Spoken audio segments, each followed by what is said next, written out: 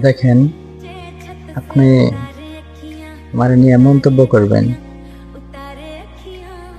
আসলে এখন যদি আমি আপনার মন্তব্যগুলা মনোযোগ দিই তাহলে হয়তো আমার মন খারাপ হবে। এতে আপনার কি লাভ? আপনার তো কোনো লাভ হবে না। তো বলি কি যে এরকম মন্তব্য না করে যদি পারেন উৎসাহ দিয়েন, না পারলে না দিয়েন, ওটা কোনো সমস্যা না। এখন আপনি এক মন্তব্য করলেন, তখন কথা বললেন যে আপনার কথায় আমি এগুলো বাদ দিয়ে দিলাম, আসলে ইচ্ছাটা মানে এরকম না, এরকম ইচ্ছা নিয়ে এখানে আসি নাই। তার কারণ হইল যে ইচ্ছাটা এরকম, যেখান থেকে সফল হয়ে বেরোবো কোনো না কোনো একদিন, হোক সেটা যে কোনো দিন সফল হয়ে বেরোবো এখান থেকে।